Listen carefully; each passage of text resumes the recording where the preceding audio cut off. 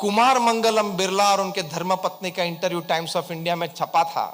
अभी भी वो कटिंग मेरे पास है। टाइम्स ऑफ इंडिया के इंटरव्यूअर ने उनको पूछा था और उसके एक उत्तर में कुमार मंगलम बिरला के धर्मपत्नी जी ने बताया कि there is a custom in the Birla house that at 8 PM everybody deposits their mobile with the mother. Kumar Mangalam Birla भी अपना मोबाइल फोन 8 बजे रात को अपनी मातृश्री के पास डिपॉजिट कर देते। इंटरव्यू तो आश्चर्यचकित रह गए, क्या बात करते हो, क्योंकि हमारी ये लाइफ बन गई है ना, जान बन गई है। 8 to 8:45 PM is dinner time in Birla House. 8:45 to 9:15 is family talking time. और 9:15 के बाद सभी को अपने अपने मोबाइल मिलते हैं। अर्जेंसीज होती है, इमरजेंसीज होती है, वो अटेंड कर लेते हैं। कोई काम की बात हो तो कल सुबह 10 बजे मैं ऑफिस आऊंगा, तब बात कर लेंगे। और आप तो 11 बजे तक और 12 बजे तक फोन चालू रखते हो, वायर्ड फैमिली में हो ना, क्योंकि आपको चिंता है देश की।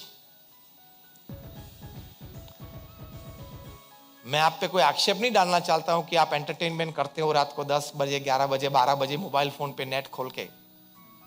मैं पॉजिटिवली लेता हूं, आपको देश की चिंता है कि ये यूक्रेन में क्राइसिस अभी चल रही है, तो शायद प्रधानमंत्री जी का मुझे पर्सनल फोन आए पीएमओ में से कि भाई साहब आपकी जरूरत बहुत है। मैं एयरफोर्स 1 भेजता हूं अभी कोल्हापुर एयरपोर्ट पे, आप जल्दी कोल्हापुर पहुंच जाइए और कैबिनेट की मीटिंग चालू है, आपके बिना अधूरी है। ऐसे फोन की अपेक्षा रखते हुए आप रात को 12 बजे तक फोन चालू रखते हो। यू आर अ फूल, आप मूर्ख हैं। आपको पारिवारिक समय की कीमत नहीं है, अपने परिवारजनों की कीमत नहीं है। आप अपने रूम में मोबाइल में नेट खोल के बैठे हो, आपके बच्चे अपने रूम में मोबाइल में नेट खोल के बैठे हैं। वो क्या देख रहे हैं, क्या सुन रहे हैं और क्या अंतर में डाल रहे हैं वो आपको पता नहीं है। फिर फरियाद करते आते हो कि स्वामी ये तो बिगड़ गया, तूने बिगाड़ा।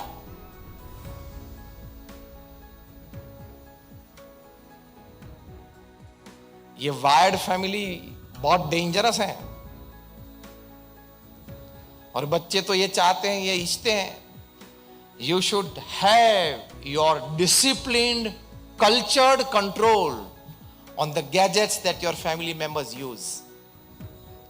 लेकिन पहले सुधार आप में करना है। ये जो बड़े बैठे हैं ना, आप में सुधार करना है। पहले आपको अपना टाइम रिस्ट्रिक्ट करना पड़ेगा, तो आप परिवार को समय दे पाओगे। तो समय से फिर आगे संस्कार और श्रद्धा की बात आती है।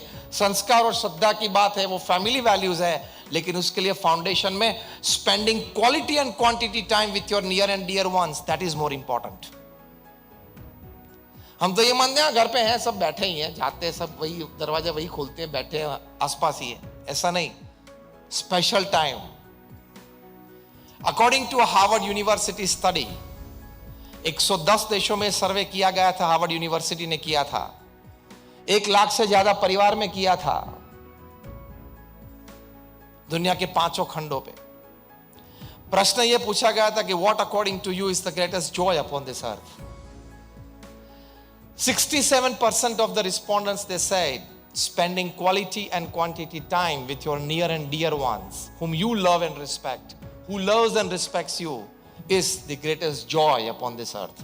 पृथ्वी पे सबसे बड़ा आनंद वो है। इसके लिए यहां से बाहर आना पड़ेगा।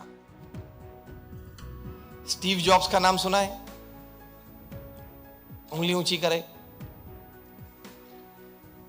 स्टीव जॉब्स का नाम सुना है? एप्पल कंपनी के को फाउंडर, चेयरमैन एंड सीईओ। ये आईफोन दिया, आईपैड दिया, आईपॉड दिया, आईक्लाउड दिया। उनके घर एक बार उनके मित्र निक बिल्टन को उन्होंने निमंत्रित किया कि आज रात को दोनों परिवार साथ में बैठ के भोजन करेंगे, तो डिनर पे इनवाइट किया। निक बिल्टन ने ऐसे ही डाइनिंग टेबल पे बैठे बैठे खाते खाते पूछा स्टीव जॉब्स को कि which iPhone do your children use.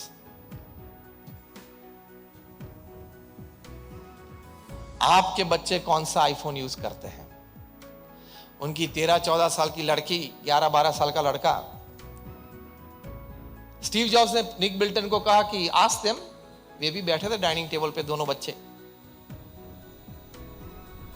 बच्चे तो नीचा मुंह करके खाना चालू रखा। फिर से निक बिल्टन ने पूछा स्टीव जॉब्स को यह प्रसंग। निक बिल्टन ने स्टीव जॉब्स की आत्मकथा लिखी, बायोग्राफी लिखी, उसमें लिखा है, title of the book is Steve jobs. Steve jobs ने कहा कि आज तक मेरे बच्चों ने आईफोन का स्पर्श नहीं किया है, आईपैड का स्पर्श नहीं किया है। अब तालियां तो ही बजाना जब आप कुछ कल्चर्ड, डिसिप्लिन, अंडरस्टैंडिंग ये गैजेट्स के बारे में आपके फैमिली में लाने का प्रयत्न करने वाले हो तो ही।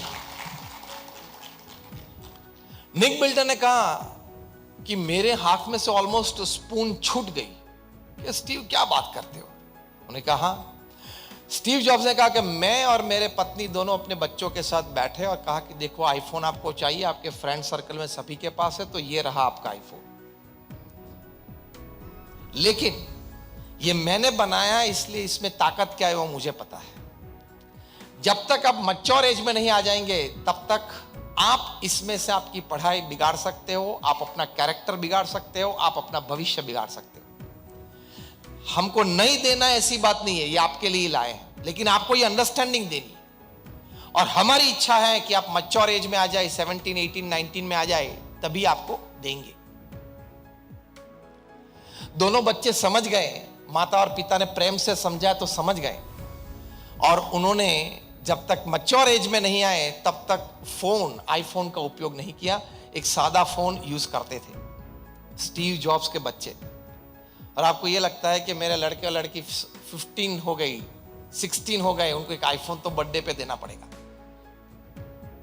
तो आप बुद्धिशाली हो, परिवार को, बच्चों को ज्यादा जानते हो। स्टीव जॉब्स मूर्ख थे, जानते नहीं थे, ऐसा है। तो मैंने आपको कुमार मंगलम बिरला का प्रसंग कहा, मैंने आपको स्टीव जॉब्स की बातें की। ऐसे विचारशील व्यक्ति, ऐसे समाज के आगेवान बड़े व्यक्ति जिन्होंने बहुत बड़ा कार्य इस पृथ्वी पे किया है और कर रहे हैं, ये पारिवारिक मूल्यों के लिए परिवार में समय देना और वो समय को खा जाने वाली बातें वो दूर करते हैं। वो समझते हैं कि व्हाट इज फैमिली लाइफ। तो ये 3 प्रकार के फैमिलीज की मैंने आपको बात की। जॉइंट फैमिली है, न्यूक्लियर फैमिली है और वायर्ड फैमिली है। तो फैमिली वैल्यूज के लिए, संस्कार और श्रद्धा अपने परिवार में दृढ़ करवाने के लिए फैमिली टाइम देना बहुत जरूरी है। हम साथ में भोजन लेते हैं, अच्छी बात है, साथ में कोई अच्छा टीवी प्रोग्राम देखते हैं, अच्छी बात है, लेकिन वो समय देना। हमारे गुरु हरि प्रमुख स्वामी महाराज जिनकी जन्म शताब्दी महोत्सव मना रहे हैं, और इसी साल नवंबर दिसंबर में अहमदाबाद में 750 एकड़ जमीन पे बहुत बड़ा उत्सव मनाया जाएगा, 1 महीने का। इसलिए हमारे 20,000 स्वयं सेवक 1 महीना, 2 महीना, 3 महीना सेवा करेंगे। उनके लिए बड़ी 20,000 लोग रह सके ऐसी टेंट सिटी खड़ी होगी, और 10 से ज्यादा प्रदर्शनी, हर प्रदर्शन विभाग में, हर डोम में 2,000 से ज्यादा व्यक्ति बैठ सके। ऐसे 10 बड़े प्रदर्शन फैमिली वैल्यूज पे होंगे, स्ट्रेस मैनेजमेंट पे होंगे, पेरेंटिंग पे होंगे, एथिक्स पे होंगे, कॉन्फ्रेंसेस, सेमिनार्स प्रोफेशनल्स की होगी, प्रमुख स्वामी महाराज के जीवन और कार्य पे लाइट एंड साउंड शो होगा, बड़ी बाल नगरी होगी बच्चों के द्वारा ऑर्गेनाइज्ड, और बहुत सारी प्रेरणा लोगों को मिलेगी। नॉर्मल हमारे फेस्टिवल्स में रोज 1-1.25 लाख लोग आते हैं, इस बार अपेक्षित है 1.5 लाख से ज्यादा लोग आएंगे। आप सभी को अभी निमंत्रण है, उस वक्त हम विशेष निमंत्रण देंगे। आप जरूर एक बार पधारना परिवार के साथ और देखना कि फेस्टिवल को क्या बोलते हैं, क्योंकि बीएपीएस संस्था ने फेस्टिवल्स किस प्रकार से समाज में मनाने चाहिए वो आदर्श समाज के सामने रखा है। वे प्रमुख स्वामी महाराज अपने अनुभव से 2-3 बातें फैमिली वैल्यूज के बारे में बहुत अच्छी करते थे, क्योंकि उनको अनुभव था। आप सभी ने प्रमुख स्वामी महाराज का नाम तो सुना होगा। आप में से कितने लोगों ने उनके दर्शन किए हैं प्रमुख स्वामी महाराज के प्रत्यक्ष? कई सारे लोग बैठे। तो प्रमुख स्वामी महाराज ने अपने जीवन काल में दुनिया के 60 देशों में 18,000 गांव और शहर में घूमे, आप दुनिया पे कोई भी प्रचारक हो, कोई भी पब्लिक लाइफ जीता हुआ व्यक्ति हो, किसी के ये स्टैटिस्टिक्स आज तक आपने सुने नहीं होंगे और भविष्य में सुनेंगे भी नहीं। जो प्रचंड कार्य समाज के लिए प्रमुख स्वामी महाराज ने किया, पूर्ण अध्यात्म के साथ। दुनिया के 60 देशों में 18,000 गांव और शहरों में समाज उत्कर्ष और व्यक्ति उत्कर्ष के लिए वे घूमे। 3.5 लाख घरों में उन्होंने पधरामनी की और उस परिवार के पुरुष सभ्य के साथ बैठ के उनके साथ उनको संस्कृत किया, निर्व्यसनी किया, उनके बच्चों को पढ़ाई के लिए प्रेरित किया। 7.5 लाख पत्र के उत्तर दिए।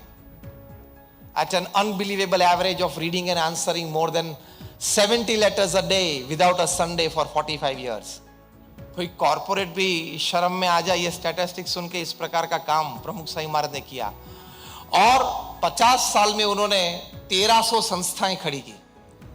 मतलब 1300 hospitals, hostel, schools, colleges, Hari मंदिर, संस्कार केंद्र, कम्युनिटी सेंटर्स, मंदिर और अक्षरधाम। आपने अक्षरधाम तो देखा होगा शायद दिल्ली में, जस्ट रेज योर हैंड्स। सबने देखा है। इस प्रकार के छोटे मोटे 1300 कैंपस। पूरे भारत के डेवलपर्स और बिल्डर्स की एक मीट थी, कॉन्फ्रेंस हैदराबाद में। हम वहां गए थे कुछ प्रवचन के लिए। मैंने प्रथम प्रश्न पूछा, पूरे भारत के बड़े बड़े डेवलपर्स और बिल्डर्स आए थे। मैंने पूछा कि आप में से कोई ऐसा यहां बैठा है जिन्होंने 1300 जमीन पे कदम रखे हैं कि शायद इस जमीन में कुछ करना चाहेंगे हम भविष्य में, इस इरादे से वो जमीन देखी है? तो किसी ने हाथ ऊंचा नहीं किया था। प्रमुख स्वामी महाराज ने 1300 जमीन पे 1300 प्रोजेक्ट किए हैं और वो भी समाज सेवा के। रेसिडेंशियल कमर्शियल प्रोजेक्ट नहीं, पूरा करके बेच देना था ऐसी बात नहीं थी।